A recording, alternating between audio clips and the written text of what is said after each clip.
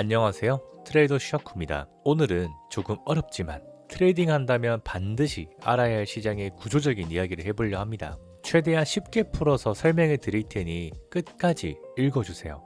내용이 워낙 방대하여 몇 편에 나누어서 연재하도록 하겠습니다. 여러분, 웩더독이라는 말을 들어보신 적 있으실까요? 직역하면 꼬리가 개의 몸통을 흔든다는 뜻입니다. 주식시장에서 많이 사용하는 단어인데 선물시장이 현물시장에 큰 영향을 미치고 가격을 좌지우지하는 현상을 가리킬 때 사용하는 용어입니다. 개인 투자자 예탁금이 얼마인데 아직도 옛날 이론 들어야 되는데 라고 하실 수 있습니다. 실제로 언론이나 기관 관계자들은 인터뷰에서 파생시장의 영향력을 축소해서 말하곤 합니다. 최근 지수가 오프하락할 때 개인이 7조 원을 매수했고 외인과 기관이 매도를 했습니다. 이런 뉴스를 많이 보셨을 겁니다. 하지만 이건 현상일 뿐 본질이 아닙니다. 실제로는 선물 옵션 시장의 포지션 때문에 현물을 억지로 매도하거나 매수하는 경우가 태반입니다. 이건 국장만의 문제가 아닙니다. 원자재, 환율, 미국 주식 등 모든 자산 시장은 선물이 방향을 결정합니다. 자세한 근거 데이터를 제시하기 전에 오늘은 이 개념을 아주 쉽게 설명해 드리겠습니다. 자세한 분석은 다음 편에 다룰게요. 첫 번째, 선물, 퓨처스라고 하는데요. 피도 눈물도 없는 제로섬 게임입니다. 제로섬이란 이득과 손실의 합이 0이 되는 상태, 즉 내가 벌면 남은 잃는다는 전제를 들어갑니다. 선물과 옵션은 파생상품입니다. 파생상품은 기본 전제 자체가 누군가 팔면 누군가는 반드시 사야 하고 만기일에는 무조건 결제해야 한다는 것입니다. 그래서 선물은 제로섬 게임이라는 건데요. 애초에 현물이 실체가 없이 그냥 선물로만 진행하는 거지 않습니까? 그래서 실체가 없기 때문에 모두 다 0에서 시작합니다. 호가 자체가 없는 거죠. 매물도 없고요. 그러니까 A와 B가 나눠지는데요. A는 이거 오를 것 같은데? 하면 매수라는 거고요. B는 이건 내릴 것 같아 하면 매도라는 거죠. 이렇게 계약이 체결됩니다. 만약 만기 전에 가격이 변동하면 A가 매도자가 되어 C에게 넘길 수도 있겠죠. 하지만 만기일이 되면 모든 계약은 그 시점의 가격으로 강제 종료됩니다. 청산이 되는 거죠.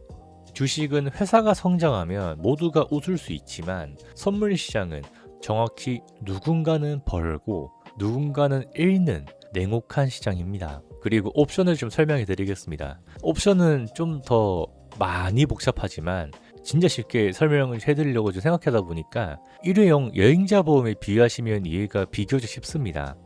이건 당연히 완전히 똑같은 비유는 아니지만 근데 다른 점을 말씀드리면 이 여행자 보험은 주식처럼 사고 팔 수 있다고 가정해 봅시다. 상황을 예를 들어 드릴게요.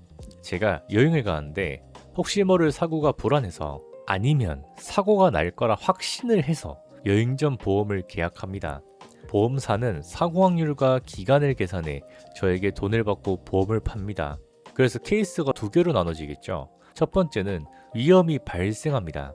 여행지에 허리케인이 온다거나 시위가 발생할 확률이 높아지면 그 보험의 가격은 폭등합니다. 너도 나도 보험금을 타먹거나 위험을 피하려고 보험을 사려 들기 때문이죠. 두 번째 케이스는 만기가 도래한 겁니다. 반대로 여행 마지막 날이 다가오는데 아무 일도 없다면 보험 가격은 똥값이 됩니다.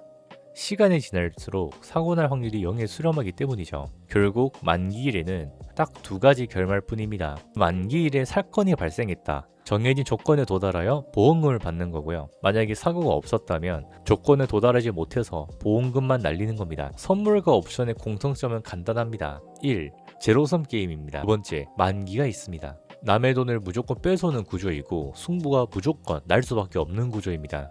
세력들은 애초에 현물 주식만으로 돈을 벌 생각이 크지 않습니다. 현물은 상승장에서 개인 투자자들도 돈을 벌 수 있는 구조니까요. 이론상 현물은 모두가 벌 수 있는 구조입니다. 아무도 안 팔고 사기만 하면 오를 수밖에 없겠죠. 하지만 그들은 자기들만 돈을 벌고 싶어 합니다. 그래서 파생시장 판을 키우고 거기서 개인들의 돈을 합법적으로 가져갑니다.